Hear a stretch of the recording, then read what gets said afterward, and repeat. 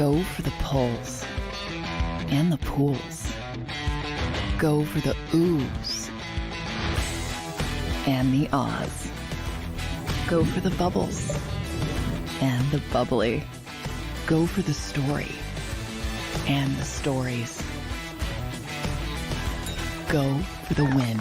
Go to Ocean Casino Resort. Book your trip at theoceanac.com.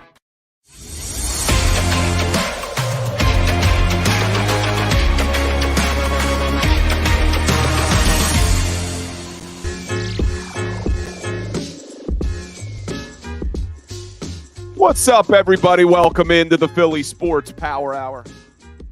Hope everybody had a great weekend. It was a beautiful day yesterday. Warming up a little bit, almost golf season. But not a quiet Monday morning. A lot of news, a lot of things to talk about, maybe none bigger than Jason Kelce tweeting out, no keg video this year. I have come to a decision and will address it at a press conference this afternoon. 1 p.m. today, Jason Kelce will be holding a press conference down at the NovaCare complex. And I think we all can assume what this means for Jason Kelce. Keg stand means you're coming back. Press conference means you're calling it a career, and we'll talk about that. Also, reports over the weekend from Jeremy Fowler at ESPN that Fletcher Cox will most likely be retiring this offseason as well. What does that mean for the Philadelphia Eagles, losing two veterans on both sides of the football? Jason Kelce and Fletcher Cox most likely. We'll talk about that. Another report from Jeremy Fowler is that a reunion could be in the works with safety Chauncey Gardner Johnson. More news. The Philadelphia Phillies and Zach Wheeler have agreed to an extension. And then we got to talk some Sixers and some Flyers as well. Both on a winning streak. Flyers 1 game, Sixers 2, but we'll take it. We'll take some positivity. And I see people in the chat, yes, rest in peace to Chris Mortensen, one of the best to ever do it. So a lot to talk about today on the Philly Sports Power Hour. We'll get into it. But let's get a little roll call. We're streaming live across the JAKIB Sports Network, as well as Bill Colarulo Philly Sports Talk. We're live here on TikTok, on YouTube, Facebook, Twitter. We're everywhere. So let's get a little roll call in the chat. I see Jim G checking in. Wine Niners Wine, my man. Bry Guy, Flexin' and Steppin'. Philly 007, Brian Lippincott, Xavier Spencer, Jason A-Team. Who else we got in the house? Twiz, Decoy Gaming. Got more people checking in on TikTok. Jim Joyce, what's up? And I see Jason A-Team. I was on your actual channel. No one's over there.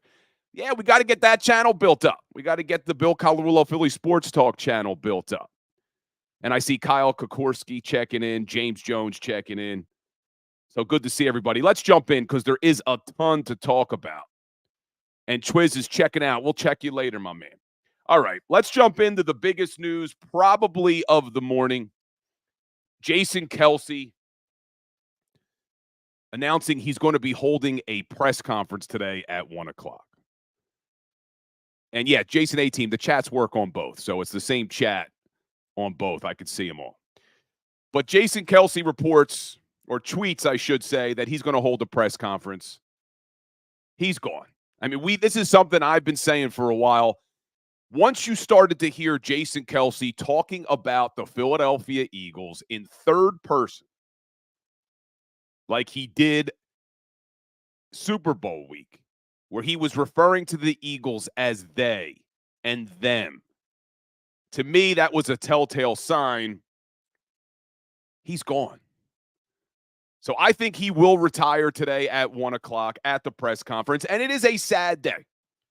Now, if you follow me, you follow this show, you know I've been of the mindset that I wanted to see Jason Kelce retire because I personally didn't feel that the Philadelphia Eagles had the luxury of having the highest paid center in the NFL when you have all of these other needs. I felt that it was time to get younger and go with the draft pick you took a couple of years ago in Cam Jurgens. Move Cam Jurgens over to center.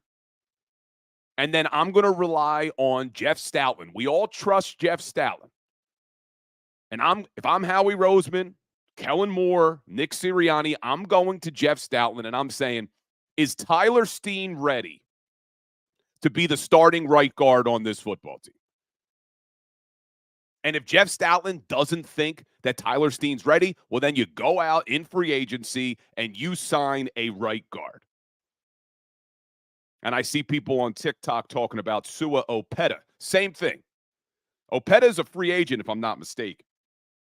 Yeah, Opeta's a free agent. So again, I'm asking Jeff Stoutland, is Sua Opeta ready? Should we re-sign him? Because he was kind of up and down last year. But for me, I'm asking him first and foremost about Tyler Steen. If Steen's the guy, you drafted him last year in the 3rd round. If you have faith that he's the guy, then you go into this season with your starting offensive line, Jordan Mailata, Landon Dickerson, Cam Jurgens at center, the reason you drafted him, Tyler Steen at right guard, Lane Johnson at right tackle. So, yes, I'm sad that Jason Kelce is no longer going to be a Philadelphia Eagle. And I see some people on TikTok saying, well, maybe he's going to announce he's coming back. Not Jason Kelce's style, in my opinion, to hold a press conference just to say he's coming back. That's not how he would do it. He's gone.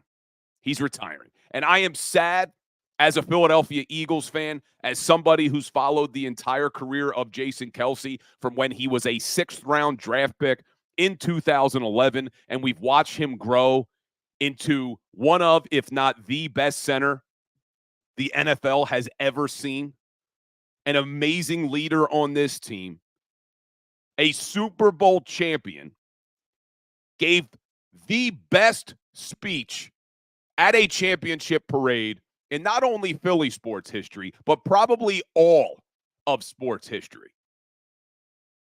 6-time first-team All-Pro, Jason Kelce. So, yes, I am sad to see him go. But at the same time, I think this is the right time, not only for Jason, but also for this Philadelphia Eagles team. You cannot, and I see our resident troll, Shooter McGavin, in the chat making fun that I said in all of sports history. You tell me a better championship parade speech than what Kelce gave. Give me one. Tell me one where there was a better speech than Jason Kelce's. Get out of here. Anyway.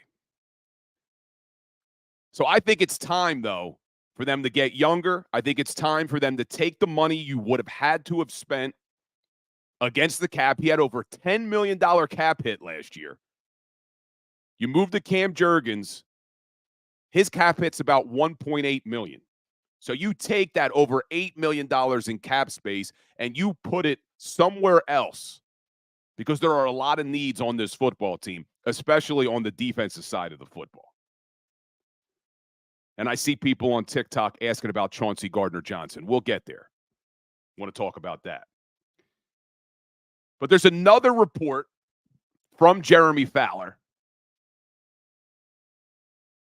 from this weekend that another veteran on this Philadelphia Eagles football team may be calling it a career, and that's Fletcher Cox. So you have Jason Kelce, who was drafted in the 6th round of 2011, and now you have Fletcher Cox, who was drafted 12th overall, I believe, 1st round in 2012. And you look at the top 3 players in franchise history in terms of games played in a Philadelphia Eagles uniform. You have Brandon Graham at the top, and right behind him, you have Jason Kelce and Fletcher Cox. So Fletcher Cox, also Super Bowl winner, obviously. A first-team All-Pro in 2018, a 6-time Pro Bowler. And you look at this past season, Fletcher Cox turned back the clock a little bit. He missed 2 games, but he played over 60% of the defensive snaps this year, even missing 2 games and barely playing in Week 18. He played really well this year. Fletch, I thought if Fletch wanted to come back and play in the NFL, I think there'd be a lot of people lined up for Fletcher Cox. But when I look at this Philadelphia Eagles team, that's the one position where we're okay. We've talked about it before on this show. The one thing that Howie Roseman has done above average over the last few years has been drafting defensive tackles. It's all the other positions on the defensive side of the football that he keeps missing. He keeps missing on safeties. Maybe Sidney Brown can finally correct that. They've missed on some linebackers. They've missed on some edge rushers. You have to go all the way back to Josh Sweat in 2018. The last time he drafted an edge rusher that's done anything. Maybe he got it right with Nolan Smith. We'll find out this year. Maybe Nakobe Dean can stay healthy and be the answer. But when you look at the history of Howie Roseman's draft picks, really outside of D tackle, he hasn't hit on anybody. But the D tackle position's okay right now. We all know we have Jalen Carter. There's another D tackle on that team that I really like, and that's Milton Williams. And I think you've seen Milton Williams get better every single season. And I expect him to make another leap next year. And then there's Jordan Davis, who I understand is kind of a polarizing figure. Some people think he's good. Some people think he's a bust. So we'll see what he can do in a Vic Fangio style defense. But you have Milton Williams, Jalen Carter, Jordan Davis. They also have Marlon Tupulotu, who when he's had opportunities has done some nice things. So I like him as a rotational player. And you saw some good things from 7th-round rookie last year, Moro Ojomo, at the D tackle position. So when I talk about the D tackles, Fletcher Cox retiring, yes, it's upsetting because he's another guy who's been around this team for 12 years. Somebody we saw grow from a rookie to being a leader, a Super Bowl champion, one of the best players in franchise history. But it is time to get younger. So I'm sad to see Kelce go. I'm sad to see Cox retire, if that is in fact what he does. But at the same time, I'm okay with this team getting younger. I'm okay giving Cam Jurgens the reason we drafted him. So I'm okay giving Cam Jurgens the keys and say, hey, you're the center now. And on the D tackle position, we're fine. So I know what a lot of people are thinking, though. Well, what about the veteran leadership? What are they going to do now, losing these veterans? And I don't want to take anything away from Jason Kelce and Fletcher Cox as veteran leaders, because they have been veteran leaders for this team for a few years now. But what did that veteran leadership do for this Eagles team last year? Did it really matter that you had Jason Kelce and Fletcher Cox as quote-unquote veteran leaders in that locker room? Did that save the season? Did you see what happened down the stretch? Did it really matter that they had veteran voices in the locker room? So I think sometimes we overrate the veteran leadership. And I think you look at this Philadelphia Eagles team, there's enough other guys that can step up and be leaders in that locker room. Because sometimes you need a change. Sometimes you need a different voice as leaders. Because I do think what maybe you started to see at the end of last season were some players kind of tuning out Jason Kelce and Fletcher Cox. They've heard those guys for so many years. Just like sometimes you need a change of voice from the head coach, where people start to tune out the head coach. Maybe people were starting to tune out those guys also. I'm not taking anything away from them. It's just that you've heard it before. You knew Jason Kelce, the way he leads, he's very emotional. You knew the way Fletcher Cox leads. He's going to challenge you. So maybe players started to tune them out a little bit. So I think we overrate that. And I do think there are other guys who could step up as leaders on this team. You're still going to have Lane Johnson. Jalen Hurts, we know, needs to be a better leader. A.J. Brown. Now, I know Cilio on this show calls A.J. Brown A.J. Owens. I see a different A.J. Brown. I see a true leader on this team in A.J. Brown, who will not only hold himself accountable, but will hold his teammates accountable. And they need that. And if you tuned into my Fanatic show on Saturday, I had Joe Santoliquito on, who wrote the article about Jalen Hurts when the season ended, and he talked about A.J. Brown. He talked about how A.J. Brown is anything but a diva, how much of a leader he is. That between the two of them, A.J. Brown and Jalen Hurts, a lot of times Jalen Hurts defers to A.J. Brown. So this whole narrative that's being created about A.J. Brown is so overblown and ridiculous. And there's people in our chat who take it and run with it, calling this guy a diva. There's no basis for it. So you still have Lane Johnson. Jalen Hurts needs to be a better leader. You have A.J. Brown. I expect guys like Jordan Mailata and Landon Dickerson and Devontae Smith to step up and now take control of that locker room, because when the older vets retire like Cox and Kelsey, it opens up the door for you to step up and be a better leader. And you look at that defensive side of the football, the question is, well, who's going to lead? Who's going to take control of that defense? Because for so long, it's been Cox and BG. And maybe BG comes back, but there needs to be other players to step up and lead that defense. And who's it's going to be? Look, you still have Slay. I know some people don't like Slay and how he doesn't stop talking. I get it. But you still have Slay, who may be a leader, but you're going to need other guys to step up. You need the Milton Williams and maybe Jalen Carter. I know he's only going to be in his second season. Is Reddick back? So there's a lot of question marks about leaders on that defensive side of the football. So that's the one big question mark. I think there's enough leaders on offense. Who's going to lead that defense now? And I think we'll start to figure that out as that defense starts to take shape, because I'm expecting a lot of changes. We know there's a ton of free agents that aren't coming back to this Eagles defense. I think you'll start to figure that out depending on who they bring in free agency. And speaking of Jeremy Fowler and free agency, he had another report over the weekend that there could be a reunion in the works between the Philadelphia Eagles and Chauncey Gardner Johnson. CJGJ could be coming back to Philadelphia. Now, let's first talk about that safety position, because, yes, obviously, they need help at safety.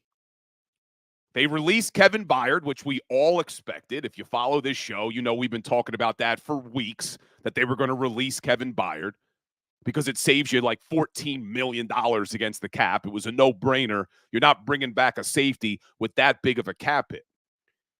Now, does this mean that Kevin Byard is done in Philly? I don't know.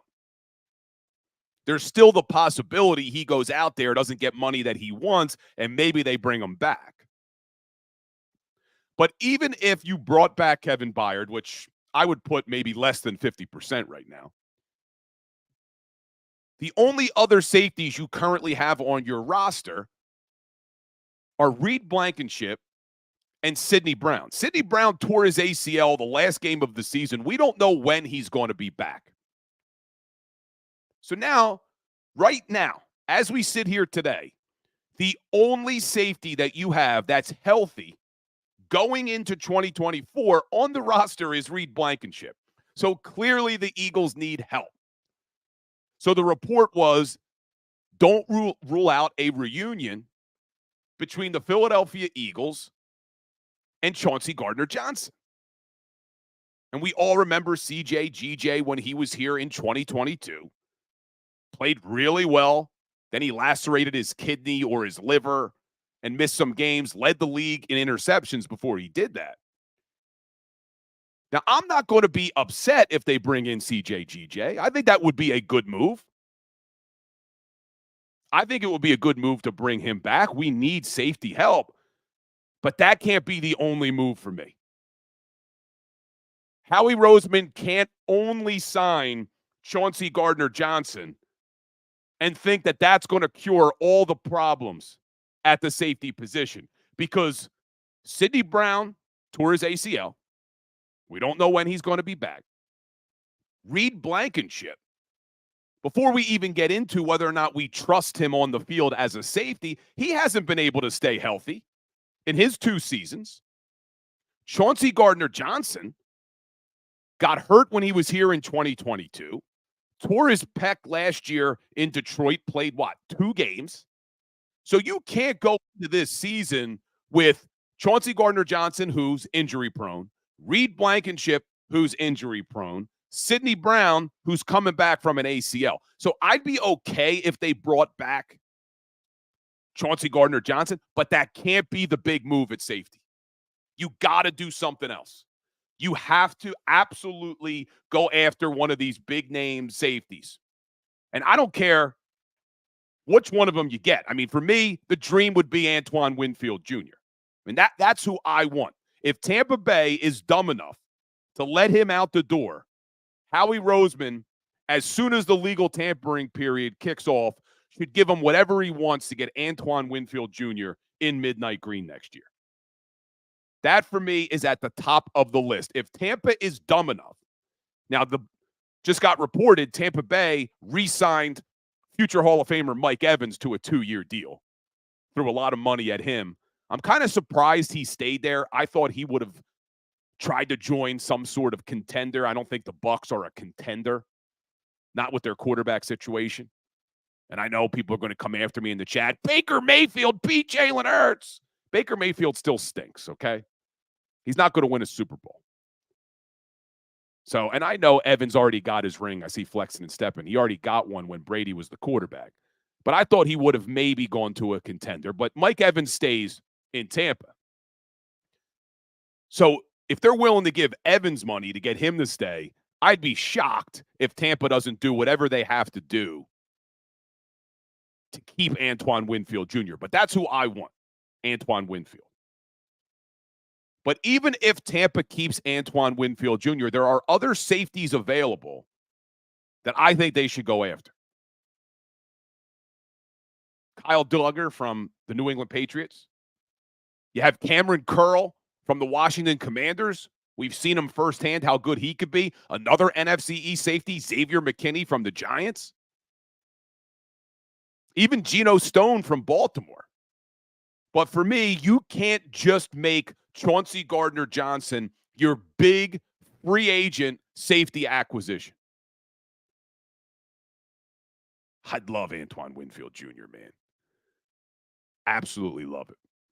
Now, there were some other reports. People are trying to connect the dots that maybe the Eagles would make a trade for Justin Simmons from the Denver Broncos, who had one of his best seasons under Vic Fangio. Now, the reason I don't like that is Justin Simmons is 30 years old. So I don't want the old safety again. We just ran into this with Kevin Byard. I want a guy that you're going to be able to sign for the next 4 years as they're still in the prime of their career. And that would be an Antoine Winfield Jr. Now, Kyle Duggar from New England, his price tag may have just gone up because over the weekend, it was reported that the New England Patriots have made him an offer to stay in New England. Because the Patriots are smart. They don't want to let a safety like that out the door.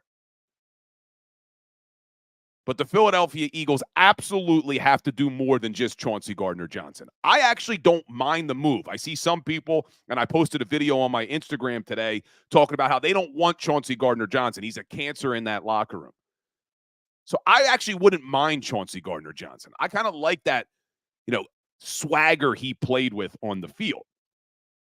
But you can't rely on him, Reed Blankenship, and Sidney Brown as your safeties going into next season. We need more than that.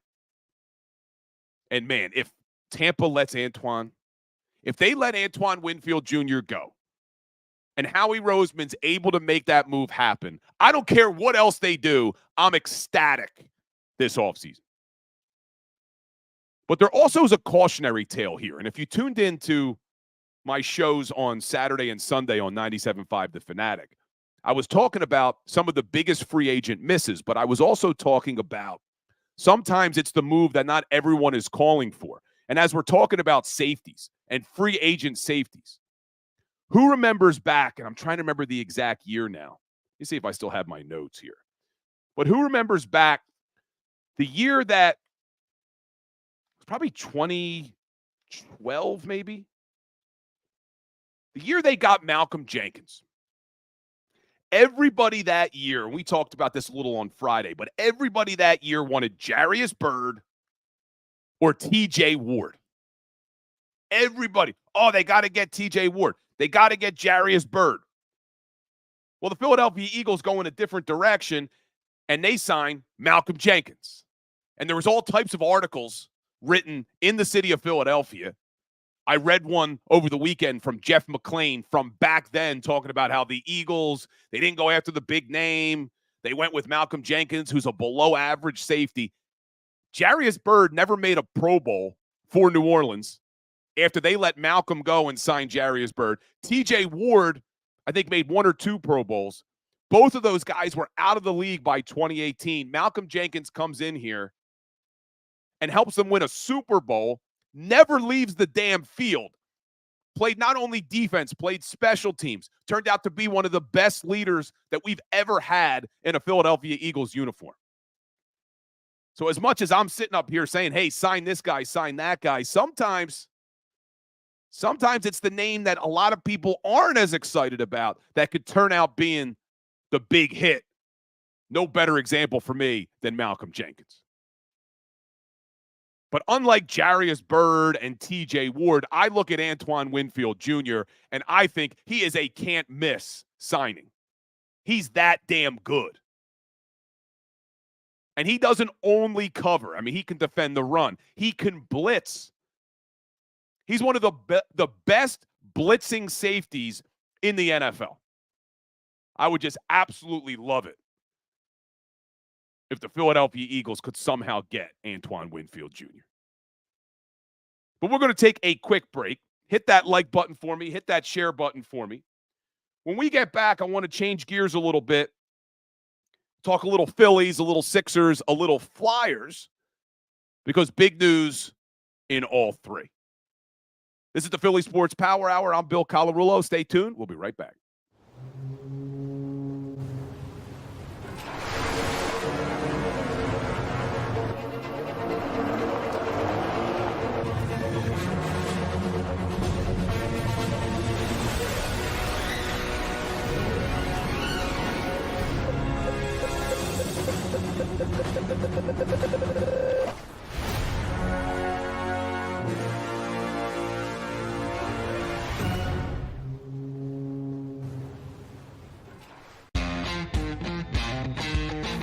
Go for the pulls and the pools.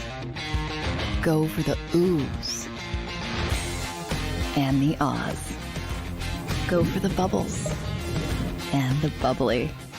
Go for the story and the stories. Go for the win. Go to Ocean Casino Resort. Book your trip at theoceanac.com. Philadelphia fans, we're cut from a different cloth. Born into a brotherhood and bonded to our team for life. We believe anything is possible because we've witnessed the impossible. While we may be from different neighborhoods, come Sunday, we are one, and we will be heard. Pondley Hockey, official partner of the Philadelphia Eagles. On Underdog Fantasy is the easiest place to play fantasy sports, and certainly the easiest when you're watching the NBA. And the NBA playoffs are almost here, and you can win money making picks. What are you waiting for? Sign up on UnderdogFantasy.com and use the promo code WIN. An Underdog will double your first deposit up to $100. That's UnderdogFantasy.com. Use the promo code WIN. Get ready for the NBA and get ready for the NBA playoffs. Go to UnderdogFantasy.com. Use the promo code WIN.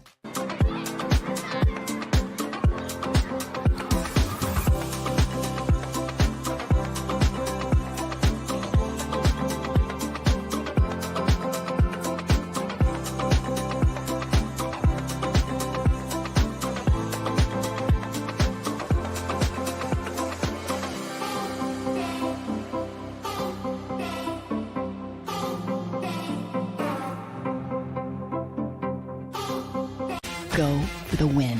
Go to Ocean Casino Resort. Book your trip at theoceanac.com. EAGLES. Eagles.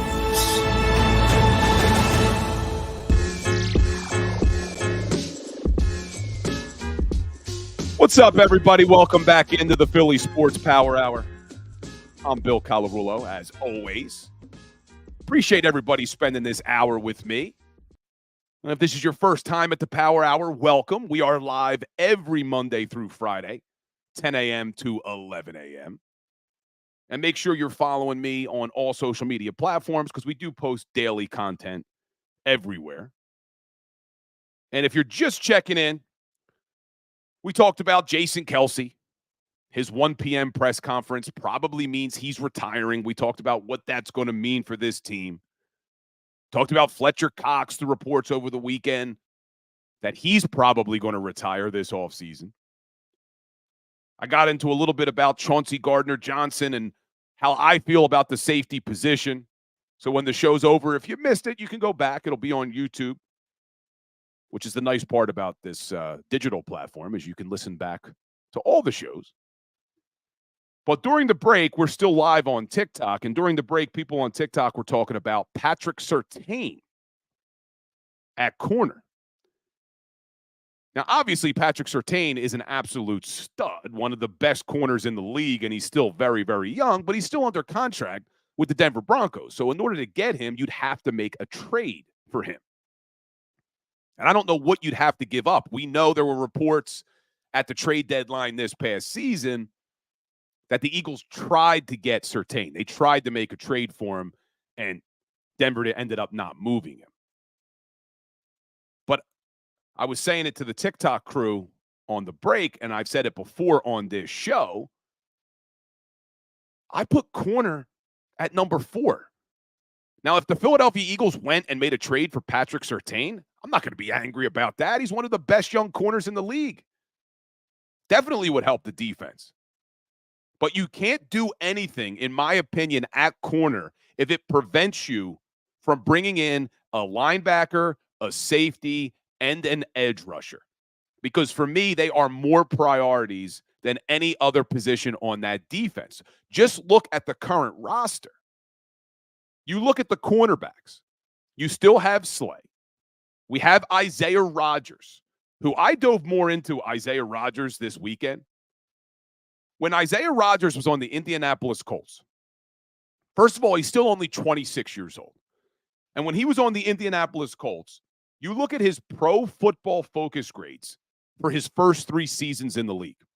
He was an 85.6 in 2020, a 71 in 2021, and in 2022, the last season that we've seen him play before he was suspended, he was an 82.1 Pro Football Focus grade. So to put that into perspective for you, in 2022, corners who played more than 400 snaps, Isaiah Rodgers was the 5th highest graded in the entire NFL. The only 4 corners with higher grades than Isaiah Rodgers in 2022, Sauce Gardner, Patrick Surtain, Jalen Ramsey, and Duke Shelley. That's it. and then Isaiah Rodgers. So I look at Isaiah Rodgers joining this team this season, and he's like a free agent signing for the Philadelphia Eagles because he wasn't here last year. So when you look at that cornerback room and you still have Slay and you have Isaiah Rodgers and you have Keely Ringo, who you know I love, and I see I'm awake in the chat saying Bill loves Ringo. You're damn right I do.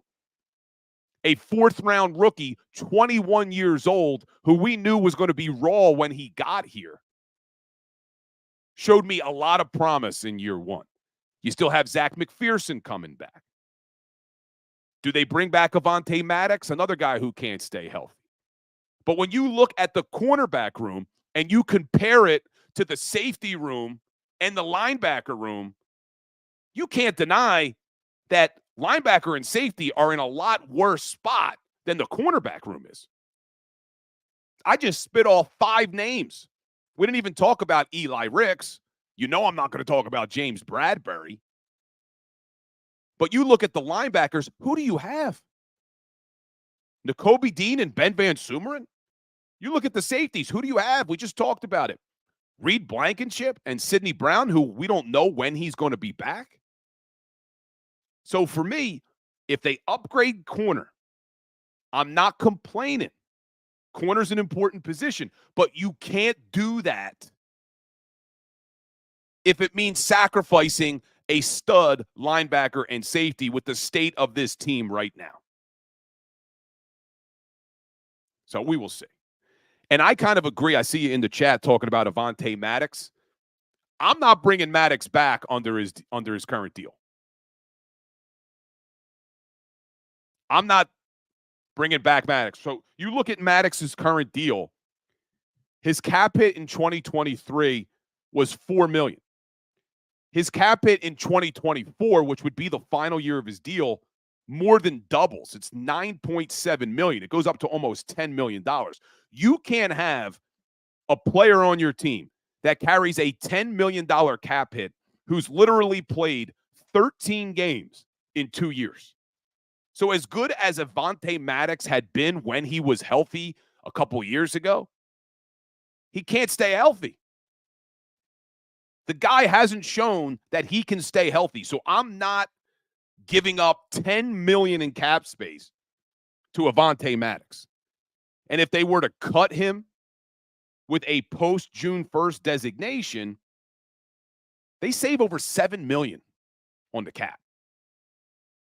So I'd be completely fine with moving on from Avonte Maddox. Now, if he wants to renegotiate his deal and you could get him really, really cheap, then I'd be okay bringing back Maddox, but not at that cap number, not on that current deal. No way. But let's jump over. We're doing a lot of time talking about the Philadelphia Eagles today. Obviously, Kelsey, Cox, Chauncey Gardner Johnson. But some big news from Clearwater today from our Philadelphia Phillies. They have agreed to a 3-year, $126 million contract extension with our ace, Zach Wheeler. This was big. We knew the Phillies wanted to get this done. There was no way they wanted Zach Wheeler to hit free agency after this season, especially knowing that he's from Atlanta or he's got a house in Atlanta. Could you imagine if the Atlanta Braves swooped in and signed Zach Wheeler? But anyway, big news. They get Zach Wheeler done. Now you look at that starting rotation. You got Zach Wheeler as your ace. You have Aaron Nola, who should be your 1A. Ranger Suarez, Tawan Walker, and Christopher Sanchez. Not bad. But there were some reports this weekend that maybe the Phillies were in the mix for Blake Snell. We also know that Jordan Montgomery is still available. So should the Philadelphia Phillies go out there and maybe bring in another potential stud starter? I know there's some people who think Blake Snell's up and down, and he was kind of a product of the ballpark he pitched in.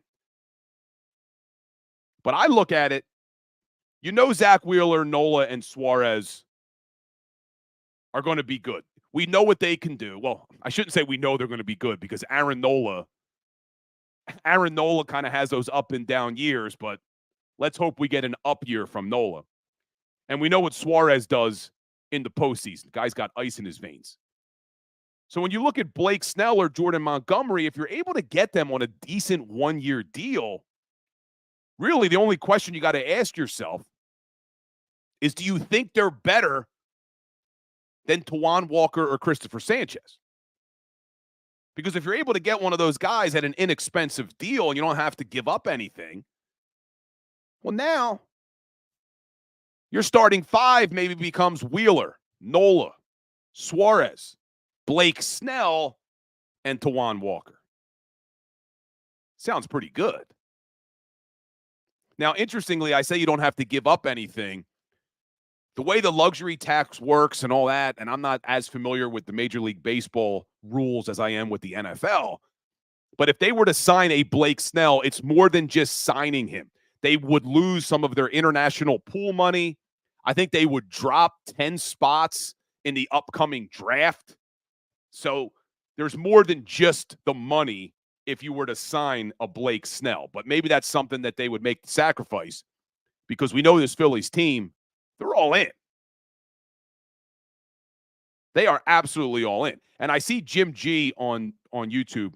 He says, I just read on Twitter that Montgomery wants Nola money. Well, Montgomery may want Nola money, and that's fine. But as we sit here right now, March 4th, he's probably not getting them. He's probably not getting that money, or he would have already been signed. So the longer this offseason goes and the longer into spring training we get, Blake Snell and Jordan Montgomery are going to have to probably take a one-year deal somewhere to prove themselves this season to maybe get the money they want next offseason. So that's the only reason why I'm talking about Blake Snell and Jordan Montgomery, is because the longer spring training goes without them signing a deal somewhere, the more likely it is you could swoop in and get them on a affordable one-year deal. But even if we were just talking about the Eagles and how I need to see them make some splashes at linebacker and safety, even if the Philly don't do anything right now, I'm okay. I'm okay with the roster the way it is. I'm okay with the pitching staff, both the starters and the bullpen, the way they are. Let's go into the season. Let's see what the needs are of this baseball team. And if the trade deadline comes around and we think we need another arm, whether as a starter or in the bullpen, or you think you need another piece to add to this lineup, make the move then. So I'd be okay. Look, I'm not going to complain if they bring in a Blake Snell or a Jordan Montgomery. But at the same time, if they don't make one of those moves, I'm very happy with where the Phillies are right now. I'm excited to see what some of these young guys can do. Especially as you're talking about missing a closer. I see Timothy Walker saying they're missing a closer. But I'm excited about Orion Kirkring this year. Still really young. You look at, how old is Orion now? 22 years old. Orion Kirkring, 22 years old. And you saw what he could do last year. I know he had that one bad outing in the NLCS, but you saw what he can do. And there's other guys on this team that can fill that closer role. We still have Alvarado. You still have Dominguez and Jeff Hoffman and Greg Soto and Matt Strom. I'm okay with the bullpen. That's why I said, let's see what we have. Let these guys grow a little bit. And if the trade deadline comes and we think we're missing a true closer, or we think we need another arm in the bullpen or another starter or maybe another piece in this lineup, make the move then. So I'm kind of good where we are right now. And I'm letting myself get carried away a little bit. I know it's only spring training, but everything you're hearing and reading and seeing when they broadcast the games, I'm fired up for the Phils, man. Bryce Harper looks like a Gold Glove winner at first base. You got Rojas hitting triples. Even Christian Pache, 3 for 7 with 2 dingers already in spring training. So there's a lot to like about this Phillies team. So big news from the Phils. They extend Zach Wheeler. That was good. We need to get that done. But let's talk about our other sports teams. Because this is maybe the best I've felt about the Sixers in a really long time. I know it was only 2 games. But the last time we spoke, the Sixers were coming off a really bad performance against the Boston Celtics. I was done with Tobias Harris. I had enough of Tobias Harris failing to step up and contribute to this team. And he's bounced back. 2 games in a row. Tobias Harris saying, hey, maybe I'm not done. Maybe I can step up and help this team win some basketball games with Joel Embiid's absence. So the Sixers win on Friday night, 121-114 against the Charlotte Hornets. And then a big road win yesterday in a Sunday matinee against the Dallas Mavericks, 120-116. Harris puts up 31 points and 12 rebounds against the Hornets. And then he drops 28 points and 10 rebounds against the Dallas Mavericks. Now, is it a coincidence that in both of those games, Nick Nurse changes up the starting lineup and inserts Kyle Lowry at point guard? 37-year-old Philadelphia bred Kyle Lowry. What does he have left? But in those 2 games, man, Kyle Lowry, I don't know how much you can lean on a 37-year-old player playing 30 minutes a game, but is there a coincidence that you insert Kyle Lowry into the lineup, and not only does Tobias Harris have 2 good games, look at the stats, the overall stats for the team. Friday night against the Hornets, 38 assists and only 7 turnovers. Sunday against the Mavericks, 26 assists and only 8 turnovers. So Nick Nurse talked about it after the Charlotte Hornets game, and you saw more of it against the Dallas Mavs, is a lot of swing, swing, shoot, swing, swing, drive. And I love the quote after the Hornets game saying, our players should not be dribbling the basketball unless they're attacking the rim. So Nick Nurse understanding now without Joel Embiid, you have to change up the way you play basketball.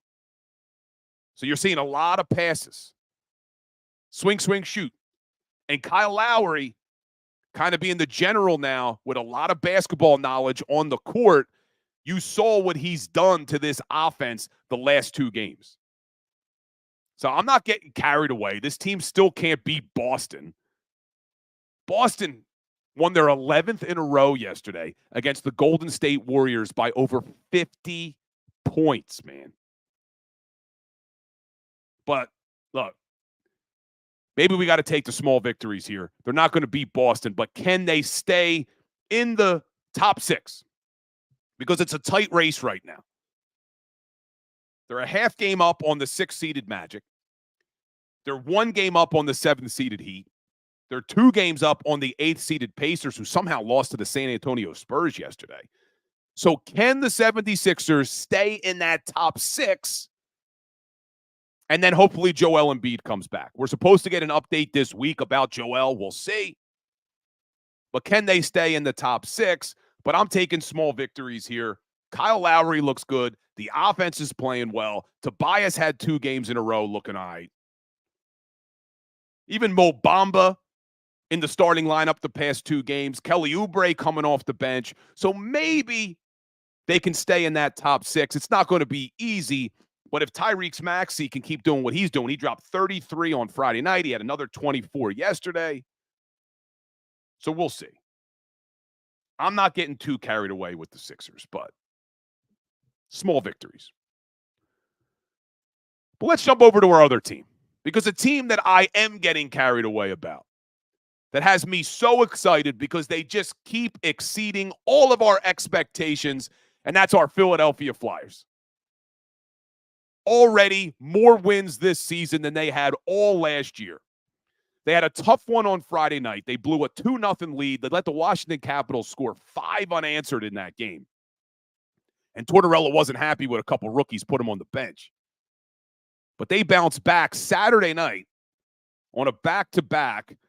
They start Felix Sandstrom for the first time in net this season. and the Flyers delivered. They win 4-2.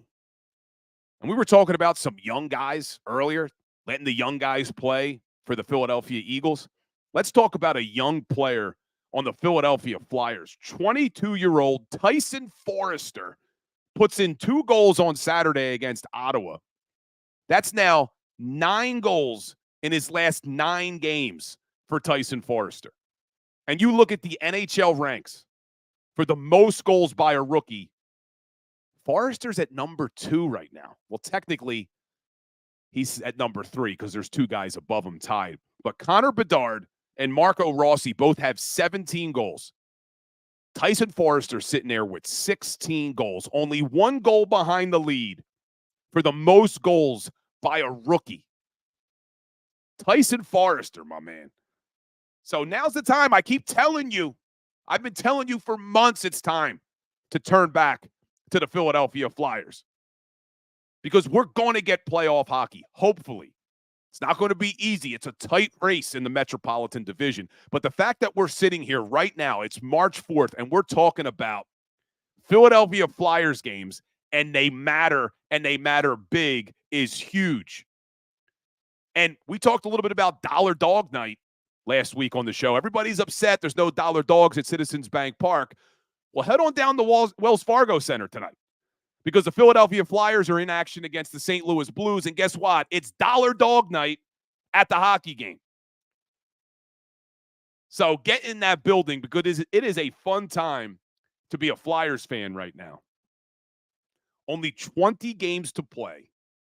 And they're currently sitting at that 3rd spot in the Metropolitan Division. The teams behind them have a couple games in hand. So these games matter. And they're exciting to watch. These guys play hard. I've told you before, Tortorella has them playing hard. They block a lot of shots. And somebody put it in the chat earlier. Tyson Forrester scoring his penalty shot on Saturday. They've now set a record for the most penalty shot goals in a season in NHL history. Just fun to watch. They have a great penalty kill. They suck on the power play. But that's gotten a little bit better. They've shown some promise there, but they're the number 1 penalty kill team in the NHL. So just a fun team to watch, a young team. And the trade deadline is coming up on Friday, March 8th. We know they're not going to be buyers, but let's hope they don't sell too much so that the team can still make a run. And I'm looking at some of the comments in the chat about the Flyers. Yeah, Flyers are fun to watch. So give them some love, man. Give the Fly guys some love. Some other news real quickly around the NFL. We talked about Mike Evans re-signing in Tampa. Let's talk about the Dallas Cowboys real quick because some good news from Dallas. I talked about this on The Fanatic this weekend if you were listening. But we know the Dallas Cowboys are currently sitting at a negative $10.6 million in cap space. Negative 10.6. And mainly because their starting quarterback, Dak Prescott, carries a $59.4 million cap hit. And everybody assumed, well, the easiest way for the Cowboys to get cap compliant is to enter into a new deal with Dak Prescott. Well, Dak Prescott's in the driver's seat. Because if he doesn't want to renegotiate, if he says, hey, give me X, I want this much money, and Dallas doesn't want to do it, why would Dak Prescott sign a new deal? He would say, fine, I'll play out this year on a $59.4 million cap hit, and next year I'm a free agent. I have a no tag clause. Dak Prescott can't be franchise tagged. So he's in the driver's seat, and things must not be going well in Dallas with those negotiations because Jerry Jones told his beat reporter, Nick Harris of thecowboys.com, we don't need to extend Dak, but we can if everybody wants to solve it. He had one of the best years, as you all know, but the thing that I would point out is we all think that had a lot to do with the fact that Mike McCarthy is right there involved in Dak's play. End quote from Jerry Jones. So now they must be in a heated negotiation because if he's going publicly to say, hey, Dak Prescott, we don't have to renegotiate this deal, and he only had his success because Mike McCarthy's right there, Dallas is a mess. negative $11 million in cap space, a quarterback with a $59.4 million cap hit, and more news coming from Ian Rappaport. Tackle Tyron Smith, only 33 years old, 2-time first-team All-Pro, 8-time Pro Bowler, 3-time second-team All-Pro, starting left tackle for the last 13 years for the Dallas Cowboys, unlikely to be re-signed by Dallas because they don't have any money. So how about them Cowboys? So some good things if you're an Eagles fan to see what's going on in Dallas. So even though you think things are bad in Philadelphia, right now, March 4th, as we get ready for free agency, things are pretty good. We got a lot of money, over $40 million against the cap. We got a lot of draft capital. The offense is pretty much set. Now, today will be a sad day when we hear from Jason Kelce, but you know my position on that. It's time to get younger. But this was the Philly Sports Power Hour, and like we end every Philly Sports Power Hour with a little today in sports history. Well, first off, a happy birthday to Nick Castellanos of the Philadelphia Phillies. He turned 32 years old today. But we're going to go all the way back to 1968, March 4th, 1968. Smokin' Joe Frazier, Philadelphia bred, took his record to 20-0 and won the heavyweight title versus Buster Mathis with a TKO in the 11th round at Madison Square Garden. Smokin' Joe would then hold the title from 1968 all the way up until 1973 when he was beat by a boxer by the name of George Foreman. But today, March 4th, 1968, our own Smokin' Joe Frazier won the title for the first time, heavyweight champ.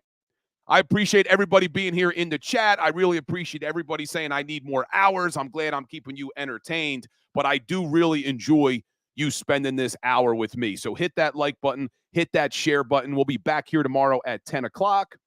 Oh, and before I forget, I see Linda Toba checking in. Absolutely happy birthday to Michael Tobin Jr., my future brother-in-law, my man. Already reached out to him, wished him a happy birthday. So happy birthday to him. Thanks, everybody, for watching. And make sure you're following because we'll be posting daily content and probably my reaction to what we think's coming at 1 o'clock. Jason Kelce calling it a career. As always, go Birds. Go for the polls and the pools. Go for the oohs and the ahs. Go for the bubbles and the bubbly. Go for the story and the stories. Go for the win. Go to Ocean Casino Resort. Book your trip at theoceanac.com.